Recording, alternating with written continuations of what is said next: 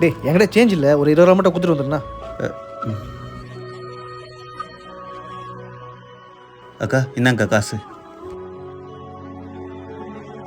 அண்ணே, அந்த வடபழனி கஸ்டமர் இப்போ தான் கால் பண்ணாங்க. வந்து அவங்க சேருக்கு ஹைட்ராலிக் மாற்ற சொல்லிட்டாங்க.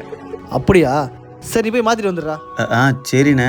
அந்த கடை பைக்கில் பெட்ரோல் இல்லை, பெட்ரோலுக்கு காசு எவ்வளோ? 100 ரூபாய்க்கு தானே போடுவேன். சரி நீ போட்டுக்க, நான் அப்புறமா தரேன். சரிண்ணே. சரி.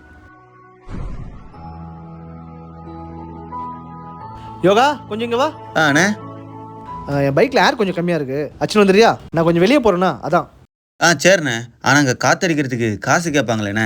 என்ன ஒரு 10 ரூபா 20 ரூபா கேட்பானா? நீ அச்சுன்னு வந்து நான் தரேன். அண்ணே, உங்ககிட்ட காசு இல்லையாண்ணே? என்னப்பா கேட்ட? இல்லைண்ணே, அன்றைக்கி டீ கடையில் காசு கொடுக்க சொன்னீங்க. அப்புறம் வண்டிக்கு பெட்ரோல் போகிறதுக்கும் என்ன தான் காசு கொடுக்க சொன்னீங்க. இப்போ இதுக்கும் கொடுக்க சொல்கிறீங்களே, அதான் கேட்டேன். இல்லை புரியல. மாதம் அளவுக்கு அதிகமாக சம்பாதிக்கிற உங்ககிட்டயே காசு இல்லை, ஆனால் வெறும் 15,000 சம்பாதிக்கிற என்கிட்ட காசு இருக்குன்னு நினச்சி கொடுக்க சொல்கிறீங்களே, அதான் யோசித்தேன். தரேன் தானே நீங்கள் சொல்கிறீங்க, ஆனால் கடைசியில் ஞாபகமே இருந்தாலும் அப்படி தராமையே விட்டுறீங்களேண்ணே. அதுதானே எனக்கு ரொம்ப கஷ்டமாக இருக்குது.